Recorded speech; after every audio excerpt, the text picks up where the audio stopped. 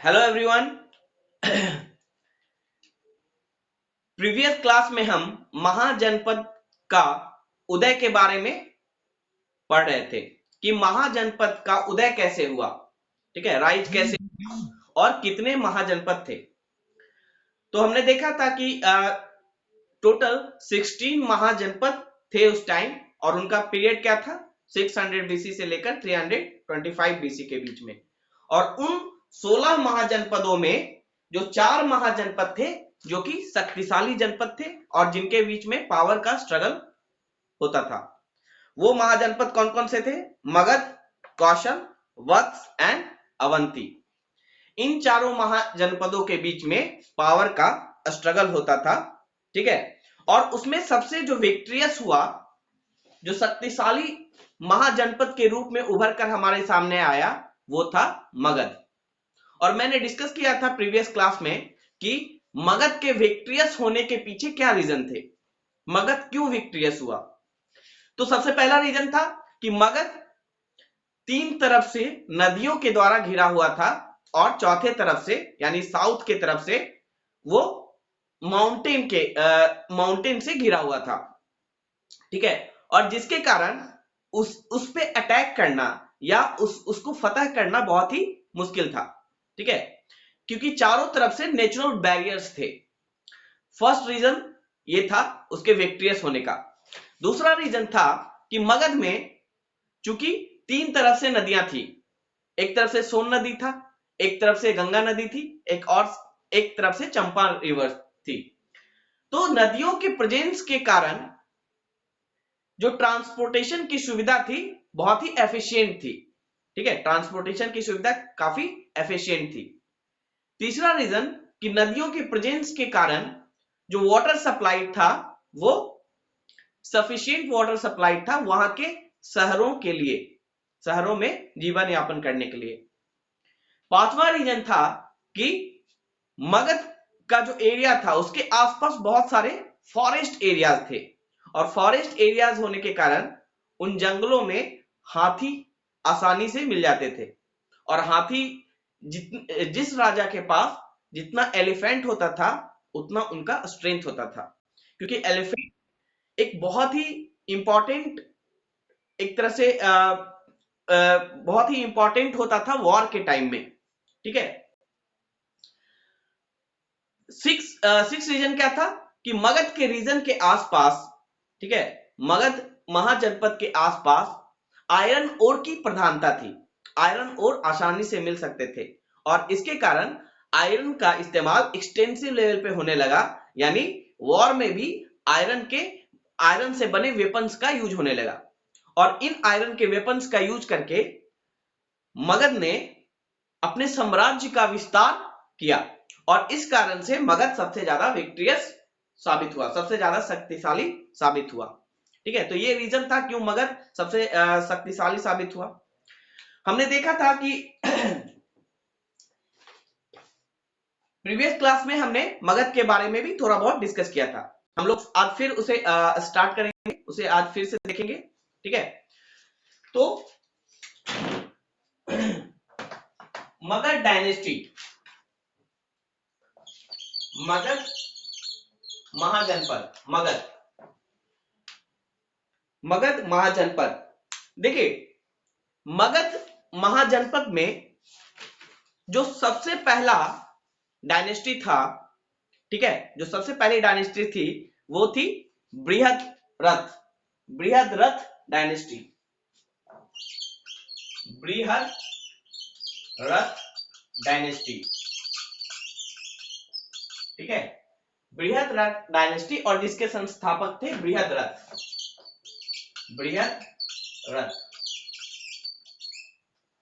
Okay, और इनका जो सन था, ठीक है, बृहद्रथ के सन का क्या नाम था? जरासंध,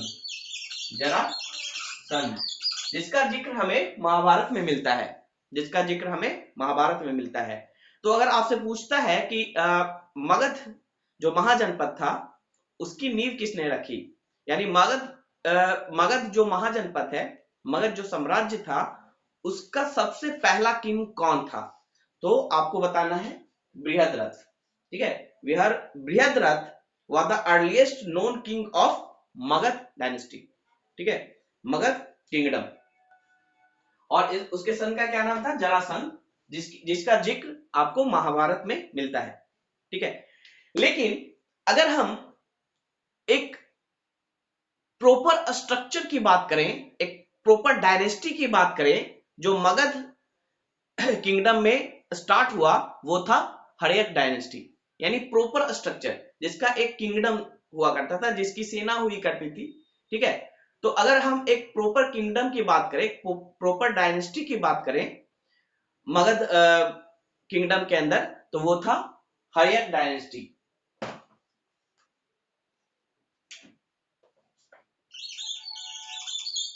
हर्यक डायनेस्टी तो मगध महाजनपद के अंदर या मगध किंगडम के अंदर हम लोग 3 डायनेस्टीज के बारे में पढ़ेंगे, जो कि सबसे इंपॉर्टेंट डायनेस्टीज थी। 3 डायनेस्टी, हर्यक डायनेस्टी, दूसरा शिशुनाग डायनेस्टी,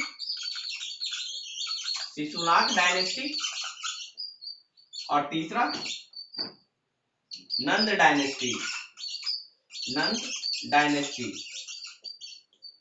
तो मगध महाजनपद के अंदर या मगध किंगडम के अंदर हम लोग 3 डायनेस्टी के बारे में पढ़ेंगे, जो कि इंपॉर्टेंट डायनेस्टी थे।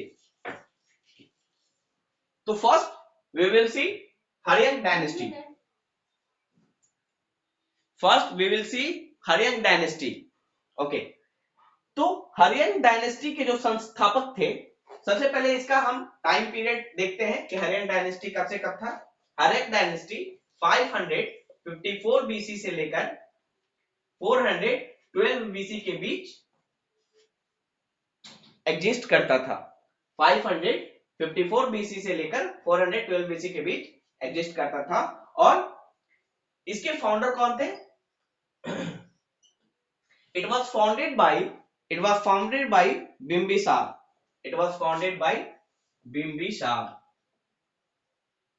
ठीक है, it was founded by Bimbisar in 554.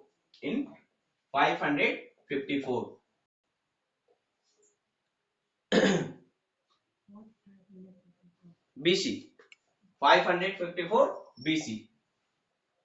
Okay, और देखिए हर्यक डायनेस्टी ही एक प्रॉपर डायनेस्टी थी मगध किंगडम के अंदर, मगध महाजनपद के अंतर्गत। और ऐसा क्यों था? क्योंकि बिंबिसार ने इस डायनेस्टी में इस डायनेस्टी के अंदर मगध साम्राज्य का विस्तार किया था with the help of use of his different policies. तो बिंबिसार ने कई सारे पॉलिसीज को अपनाकर, ठीक है, मगध जो किंगडम था उसके टेरिटरी का विस्तार किया था। उसके कुछ जो पॉलिसीज थे उसमें पहला था कि he used the policy of matrimonial alliance।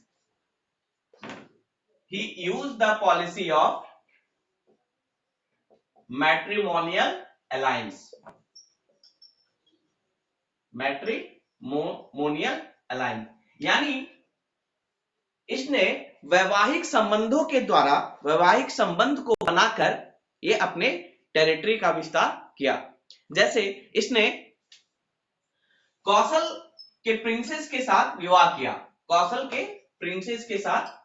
किया, जिसका नाम था कौशल, जिसका नाम था कौशला, जिसका नाम था कौशल देवी। इसने कौशल के प्रिंसेस के साथ विवाह किया जिसका नाम था कौशल देवी। और ये प्रसेनजीत था जो कौशल का किंग था, उसकी बहन थी। प्रसेनजीत की सिस्टर थी कौशल देवी। और इस तरह इसे डॉरी में, यानी बिंबिसार को डॉरी में काशी मिला, ठीक है। डॉरी के रूप में यानी दहेज के रूप में काशी प्राप्त हुई, ठीक है। और इसकी जो इसने दूसरी शादी यानी इसका दूसरा जो विवाह हुआ वो हुआ लिच्छवी लिच्छवी के प्रिंसेस के साथ, लिच्छवी प्रिंसेस के साथ, लिच्छवी प्रिंसेस के साथ, जिसका नाम था चेलाना, जिसका नाम था चेलाना, चेलाना। और इस तरह इसने वज्जी किंगडम के साथ एक अलायंस बनाया, क्योंकि मैंने अभी बताया आपको 4 महाजनपद थे। जो 4 महाजनपद थे कौन कौन? मगध, कौशल, वत्स एंड अवंती। तो इनके बीच में पावर का टसल होता था, इनके पावर सुप्रीमेसी का स्ट्रगल होता था, ठीक है। तो इसमें सबसे ज्यादा पावरफुल कौन साबित हुआ? मगध। क्यों? क्योंकि मगध में खासकर हर्यन डायनेस्टी के जो संस्थापक थे बिंबिसार, उन्होंने क्या किया? अपने डिफरेंट पॉलिसी के द्वारा मगध किंगडम का विस्तार किया और इसको पावरफुल बनाया। इसने सबसे पहले कौशल की जो प्रिंसेस थी, जो प्रसेनजीत की सिस्टर थी, उसके साथ विवाह किया, कौशल देवी के साथ विवाह किया, और उस विवाह के दौरान उसे दहेज के रूप में काशी प्राप्त हुआ, ठीक है।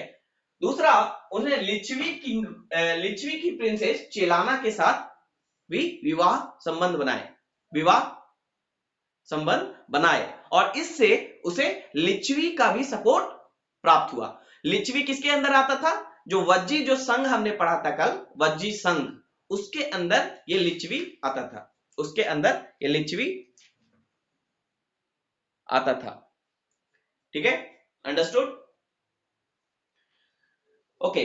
और जो तीसरा मैट्रिमोनियल रिलेशन इसने बनाया, यानी तीसरा जो इसका तीसरी इसकी रानी थी, ठीक है, तीसरी रानी थी खेमा। खेमा, जो इसकी तीसरी रानी थी वो थी खेमा। ये मदरा किंग की डॉटर थी, ये मदरा किंग की डॉटर थी, मदरा किंग।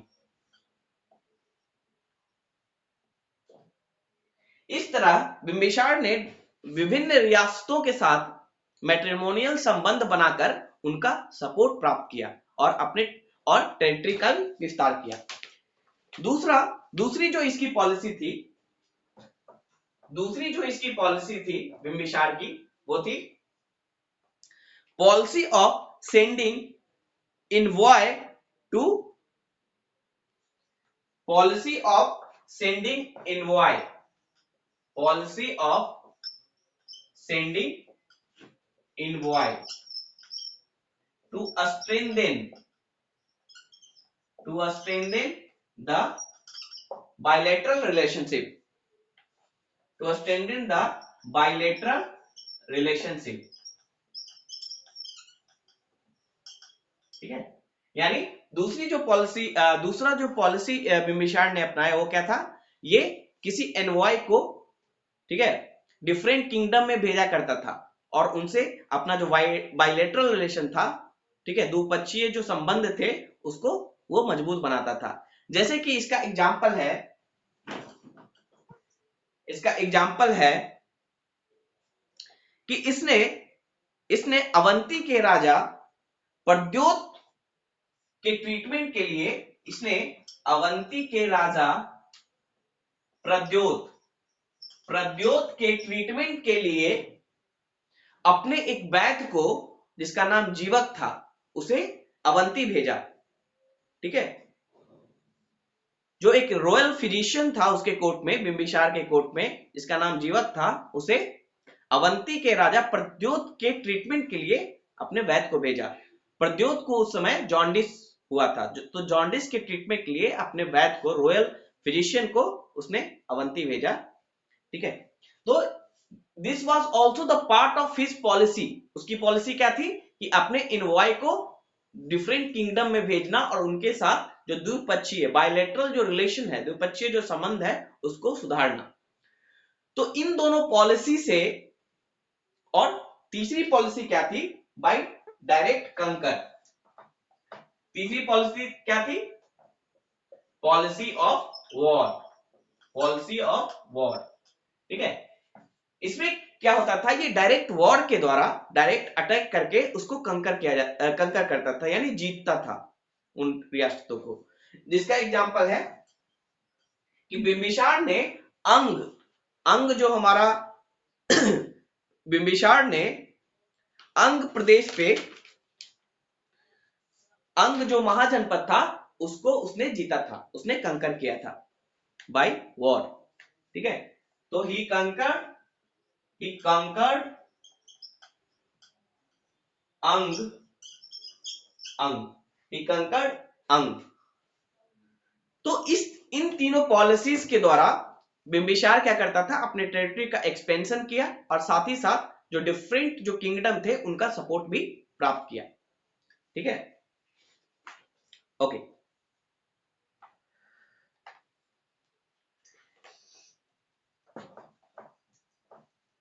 बिंबिसार को जैन टेक्स्ट में बिंबिसार को जैन टेक्स्ट में श्रेनिक भी कहा गया है।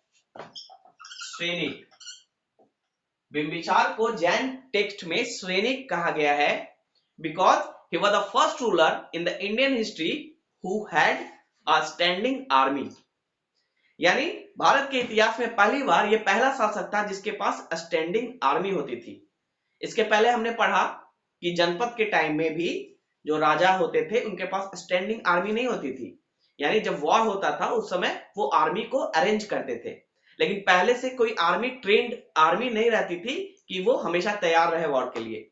तो Bimbisara was the first king who had a standing army, जिसके पास एक स्टैंडिंग आर्मी थी। और इसी कारण से जैन टेक्स्ट में, यानी जैन के किताबों में, जैन के ग्रंथों में इसे श्रेनिक कहा गया है।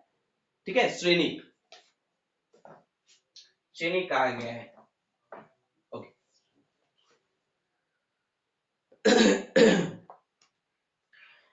और बिंबिसार ने अपनी राजधानी यानी मगध की राजधानी कहां रखी थी?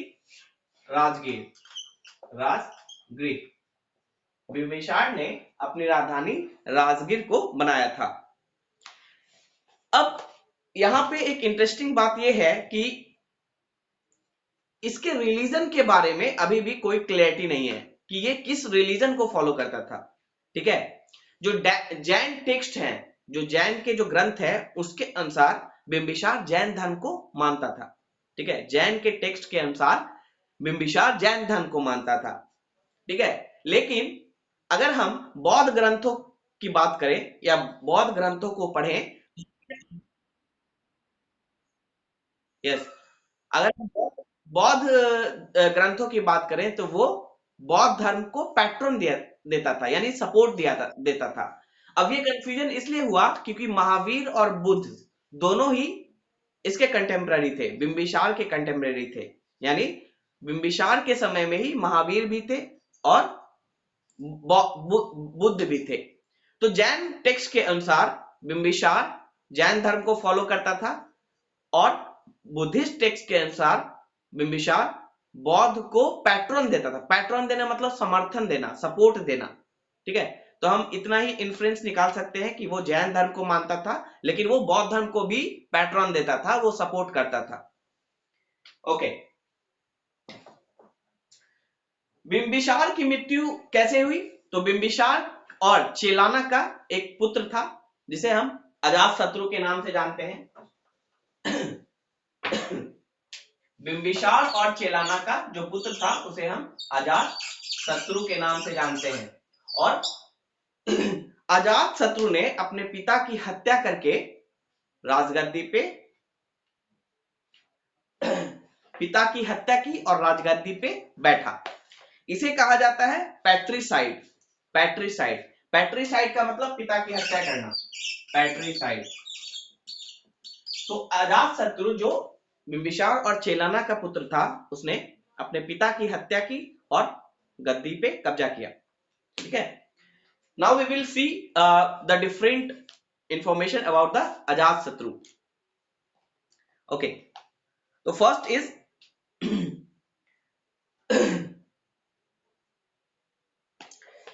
अजातशत्रु। देखिए, जो मगध टेरिटरी के एक्सपेंशन की पॉलिसी थी वो बिंबिसार भी फॉलो करता था, but Ajatashatru followed more aggressive policy. यानी बिंबिसार क्या करता था कि वॉर के द्वारा या फिर मैट्रोमोनियल अलायंस बना के, ठीक है, यानी विवाह का संबंध बना के, या फिर अपने इनवॉय को डिफरेंट किंगडम में भेजकर उनसे अच्छा संबंध बना के, इस तरह की पॉलिसी थी बिंबिसार की, ठीक है। और उससे वो टेरिटोरियल एक्सपेंशन करता था और साथ ही साथ डिफरेंट किंगडम का सपोर्ट प्राप्त करता था। लेकिन जो अजातशत्रु की जो पॉलिसी थी वो मोर एग्रेसिव पॉलिसी थी, यानी हर अजातशत्रु हर राज्य पे, हर किंगडम पे फोर्स के द्वारा उसको कंट्रोल करना चाहता था, फोर्स के द्वारा उसे कंट्रोल करना चाहता था। और अवंती को वो नहीं जीत सका, अवंती को वो जीत नहीं सका, बट उसने काशी को मगध डायनेस्टी में मिलाया, काशी को मगध डायनेस्टी में मिलाया। आपने पढ़ा अभी कुछ देर पहले पढ़ा कि काशी जो है वो मगध को यानी बिंबिसार को डॉरी के रूप में मिला था। किसके द्वारा? कौशल किंग के द्वारा, ठीक है। कौशल किंग के द्वारा, प्रसेनजीत के द्वारा काशी बिंबिसार को डॉरी के रूप में मिला था। लेकिन बाद में जब अजातशत्रु का जन्म हुआ और अजातशत्रु जब गद्दी पे आया तो प्रसेनजीत काशी पे अपना हक दिखाने लगा, ठीक है, कि क्या किया, काशी पे अपना हक दिखाने लगा। और इसके कारण अजातशत्रु और प्रसेनजीत के बीच संबंध काफी खराब हो गए, ठीक है। अब ये क्या चाहता था अजातशत्रु कि सारे टेरिटरी, सारे किंगडम पे ये फोर्स के द्वारा कब्जा करे, ठीक है। तो जो काशी पे प्रसेनजीत ने अपना जो हक दिखाने लगा, उसके कारण इन दोनों के बीच में एक राइवलरी क्रिएट हुई और अंततः बाय फोर्स अजातशत्रु ने काशी पे कब्जा कर लिया।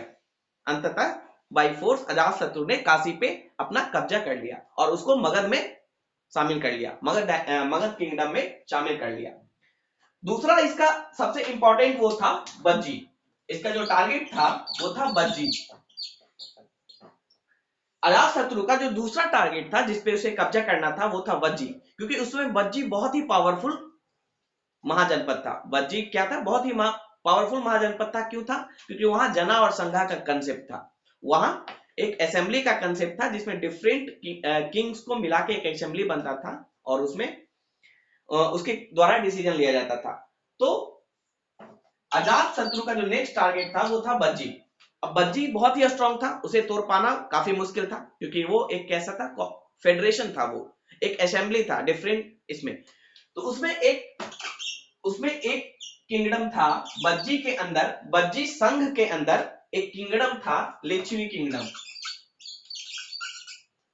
ठीक है। बज्जी संघ के अंदर एक किंगडम था लिच्छवी किंगडम,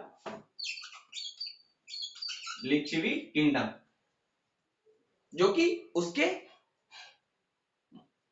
मदर का मायके था, ठीक है। लिच्छवी किंगडम क्या था? उसके मदर का यानी चेलाना का मायके था, ठीक है। तो वो बज्जी किंगडम को जीतना चाहता था बाय फोर्स। लेकिन जब उसने अपने मंत्री को, मैंने आपको कहानी बताया था कि जब अपने मंत्री को बुद्ध भगवान के पास भेजा कि हम कैसे उसे जीत सकते हैं इतने स्ट्रांग को, तो उन्होंने बताया कि जब तक वो एक संघ है, जब तक वहां पे डिसीजन असेंबली के द्वारा हो रहा है, तब तक कोई इसे नहीं जीत सकता है, ठीक है। तो अजातशत्रु ने क्या किया? बज्जी को तोड़ना स्टार्ट किया, ठीक है, इसमें फूट डालना स्टार्ट किया और उसके लिए उसने लिच्छवी के साथ लिच्छवी किंगडम को इससे अलग कराया, ठीक है। फूट डालो नीति के तहत इसने लिच्छवी किंगडम को बज्जी से अलग करने का प्रयास किया और उस प्रयास में वो सफल भी रहा, ठीक है। और बज्जी को तोड़ने के बाद अजातशत्रु ने बज्जी पे कंट्रोल किया, बज्जी को जीता, ठीक है। तो ये एक बहुत ही बड़ा इसका एक्सपेडिशन था, बहुत ही बड़ा एक अभियान था कि इसने क्या किया, फूट डालो नीति को अपनाकर, ठीक है, बज्जी को तोड़कर, क्योंकि एक संघ था, इसमें फूट डालकर, और इसमें टारगेट किसको किया? लिच्छवी को, क्योंकि लिच्छवी क्या था? इसके मदर का मायका था। तो इस तरह से उसने बज्जी को कंट्रोल किया।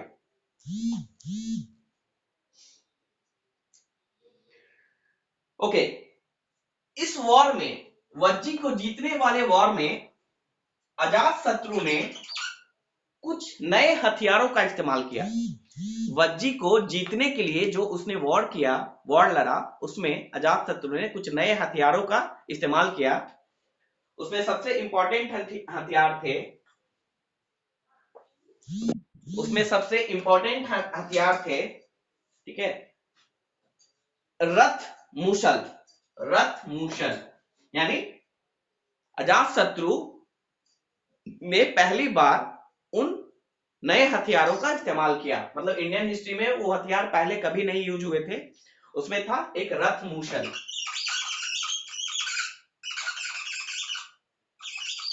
आपने आपने वो मूवी देखा होगा बाहुबली, तो बाहुबली में रथ मूसल और महा महाशिलिका कंटक यूज हुआ है, ठीक है।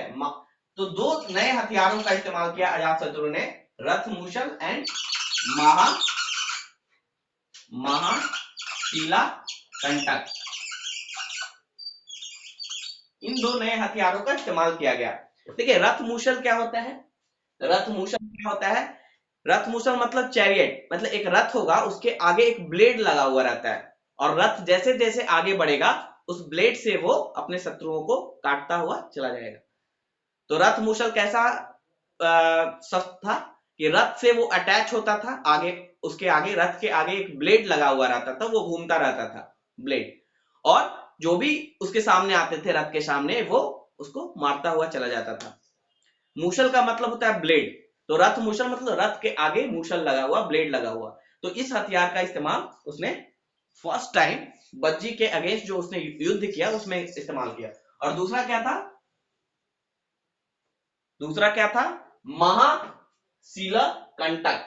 महाशील कंटक, महाशील कंटक आपने देखा होगा बाहुबली मूवी में कि बड़े बड़े पत्थरों को ऐसे छोड़ा जाता था, बड़े बड़े पत्थरों को ऐसे फेंका जाता था, उसको कहा जाता था महाशील कंटक, ठीक है। जैसे गुलेल से हम लोग कैसे पत्थर को मारते हैं, तो वो बड़े बड़े पत्थरों को एक साथ जो 10 व्यक्तियों पे प्रहार कर सके वैसे पत्थरों को छोड़ा जाता था, उसे बोलते थे महाशील कंटक। तो इन दो नए हथियारों का इस्तेमाल किया गया अजात शत्रु के द्वारा for the first time in the Indian history. Okay, और इस तरह उसने काशी और बज्जी को, काशी और बज्जी पे कब्जा किया और उसे मगध साम्राज्य के अंदर शामिल कर लिया, ठीक है। काशी और बज्जी को अपने मगध साम्राज्य के अंदर शामिल कर लिया। ये अवंती को भी हराना चाहता था, अवंती को भी ये जीतना चाहता था, लेकिन उस समय अवंती काफी पावरफुल था। अवंती जो महेशमती जो दिखाया गया है वो बाहुबली मूवी में, वो अवंती का ही एक राजधानी था। तो उसमें अवंती काफी पावरफुल था। वहां का राजा कौन था, प्रद्योत, प्रद्योत, ठीक है। तो वो उसे जीत नहीं सका। ओके,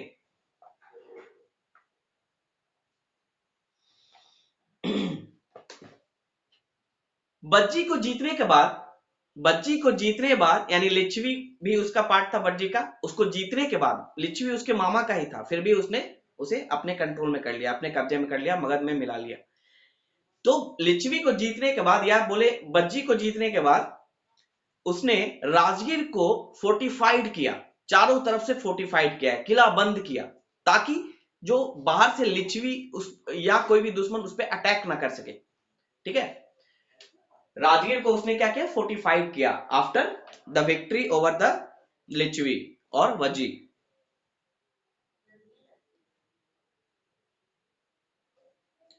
ओके, ओके, अजात शत्रु, अजात शत्रु बौद्ध धर्म का फॉलोअर था, ठीक है।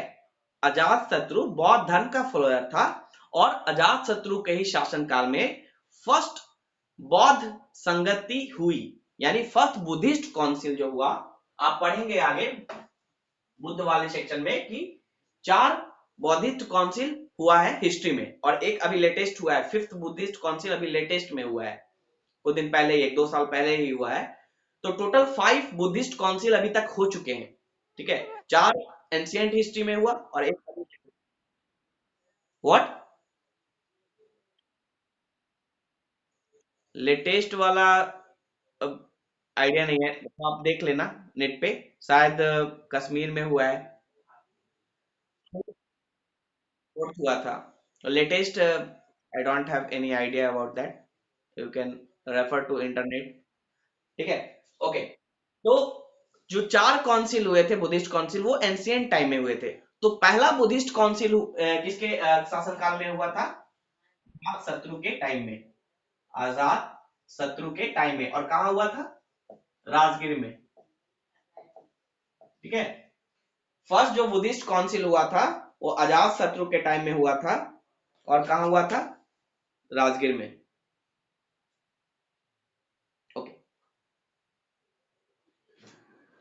ये हम डिटेल में पढ़ेंगे। ये बुद्धिस्ट काउंसिल हम डिटेल में पढ़ेंगे जब बौद्ध धर्म को हम पढ़ेंगे। ठीक है, नेक्स्ट है कि ये बुद्धिस्ट धर्म का फॉलोअर था, दैट्स क्लियर। और बुद्धिस्ट धर्म का फॉलोअर था, तो बौद्ध के मृत्यु के बाद यानी महापरिनिर्वाण के बाद, बुद्ध के महापरिनिर्वाण का मतलब होता है मृत्यु। तो बुद्ध के महापरिनिर्वाण के बाद जो उनका अवशेष था, उन अवशेष पे उसने एक स्तूपा क्रिएट किया। आप राजगीर जाएंगे तो देखेंगे एक स्तूप है, बौद्ध का स्तूप है, जो अजात शत्रु के द्वारा बनाया हुआ है। और वो स्तूप जो है वो बौद्ध के बुद्ध भगवान के रिलिक्ट पे है। रिलिक्ट मतलब अवशेष, जो उनकी जो उनका बॉडी था उसका जो अवशेष बचा उसी पे वो स्तूप बनाया जाता है।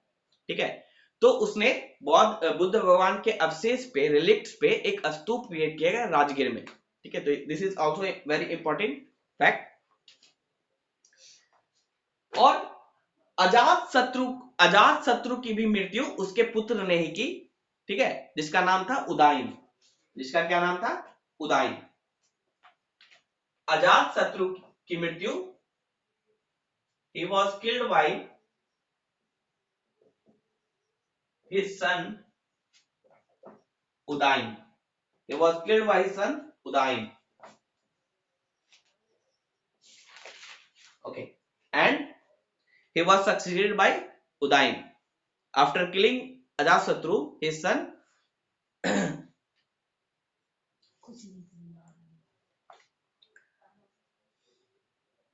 why?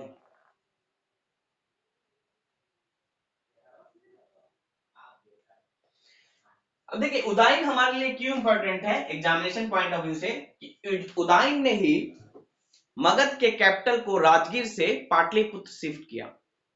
ठीक है, उदाइन ने ही मगध के कैपिटल को राजगीर से पाटलिपुत्र शिफ्ट किया।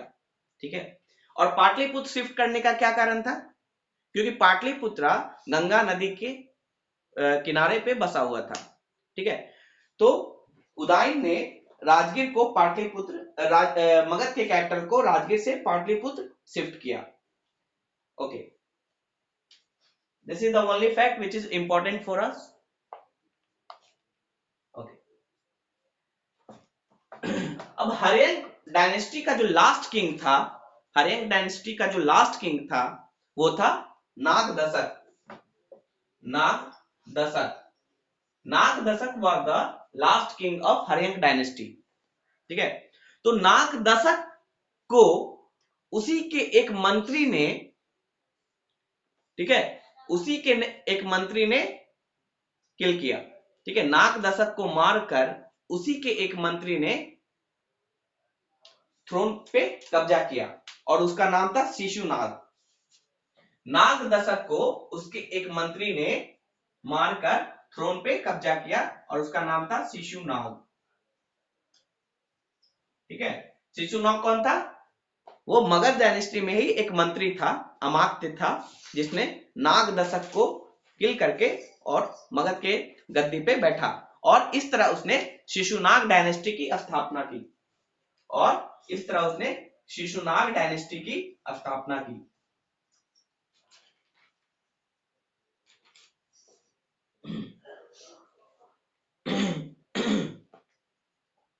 हाँ, इसके पहले एक इंपॉर्टेंट फैक्ट है कि जो उदाइन था, Udayin was the follower of Jainism. Udayin कैसा था? अजातशत्रु का जो बेटा था Udayin, he was the follower of Jainism. Udayin Jainism को फॉलो करता था। तो हरेन डायनेस्टी के बाद शिशुनाग डायनेस्टी की स्थापना हुई।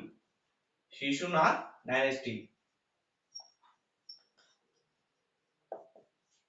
ओके, तो शिशुनाग डायनेस्टी का क्या इंपॉर्टेंस रहा कि इसका जो पहला संस्थापक कौन था? शिशुनाग, जो कि एक अमात्य था, जो कि एक मिनिस्टर था, मंत्री था मगध डायनेस्टी में।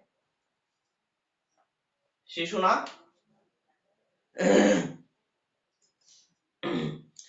शिशुनाग का सबसे इंपॉर्टेंट अचीवमेंट क्या रहा कि जिस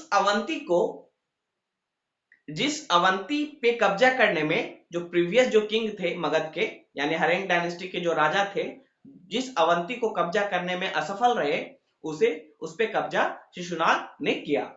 यानी Shishunaga the most important achievement of Shishunag was the destruction of the Pradyot dynasty of Avanti. इसने अवंती प्रद्योत की जो डायनेस्टी थी अवंती, उसको डिस्ट्रॉय कर दिया और उसे मगध में शामिल किया। तो ये सबसे बड़ा अचीवमेंट था शिशुनाग डायनेस्टी का, ठीक है। और शिशुनाग ने क्या किया कि बज्जी किंगडम पे कंट्रोल करने के लिए, बज्जी जो एरिया था, बज्जी जो महाजनपद था जिसे मगध में शामिल कर लिया गया था, उस पे कंट्रोल करने के लिए इसने मगध का दो कैपिटल इस्टेब्लिश किया, एक पाटलिपुत्रा में और दूसरा वैशाली में, ठीक है। पाटलिपुत्रा में तो पहले से ही था मगध की राजधानी कैपिटल, और इसने बज्जी जो महाजनपद था, जो एरिया था जिसे मगध ने शामिल किया था अपने अंदर, उस पे कंट्रोल करने के लिए वैशाली में भी इसने एक कैपिटल बनाया। वैशाली में भी इसने एक कैपिटल बनाया, ठीक है, ताकि वो बज्जी महाजनपद को कंट्रोल कर सके।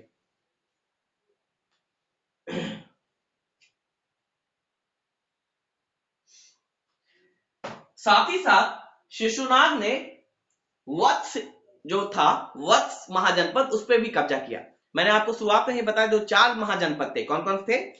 मगध, कौशल, वत्स एंड अवंती। ये चारों बहुत ही पावरफुल महाजनपद थे और इनके बीच में पावर का स्ट्रगल होता था।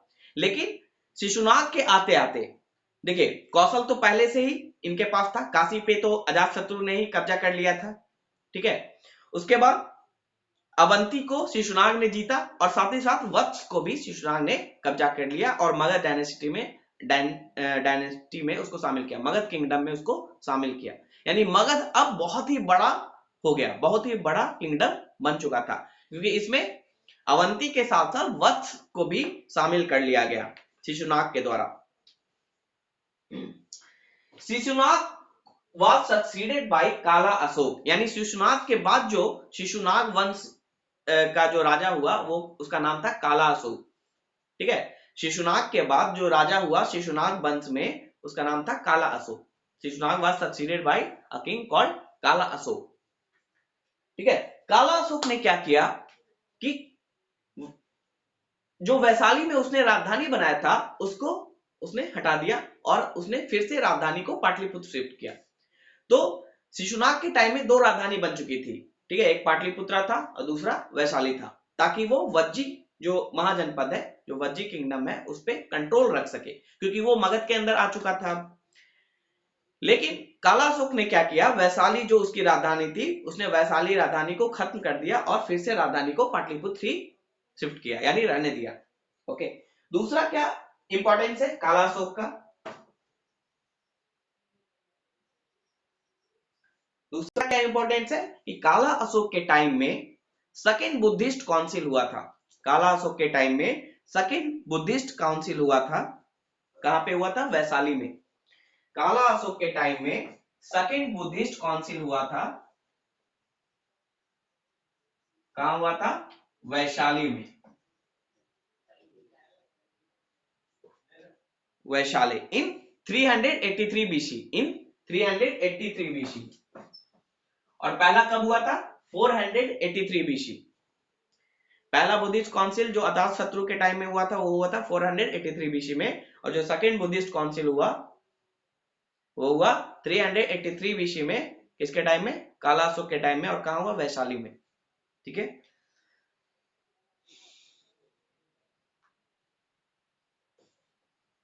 Okay, now the next dynasty is Nanda dynasty. तो शिशुनाग डायनेस्टी को ओवरथ्रोन किसने किया? नंदा डायनेस्टी ने। और नंदा डायनेस्टी का एक किंग था जिसका नाम था Mahapadmananda, Mahapadma. Third is Nanda dynasty.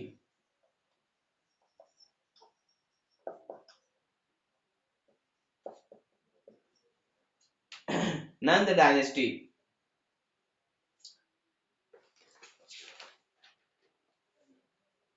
it was founded by Mahapadma, Mahapadma, यानी महापद्मा के द्वारा इस डायनेस्टी की खोज हुई और उसने नंदा डायनेस्टी की स्थापना की। और जो नंदा डायनेस्टी में जो किंग होते थे उन्हें इसने नंदा बोला, यानी महापद्मा, इसका नाम हो गया महापद्मा नंद। ठीक है, यानी जितने भी किंग होंगे उनके नाम के आगे नंद जुटेगा। ठीक है, डायनेस्टी के नाम पे उनका नाम जुटेगा।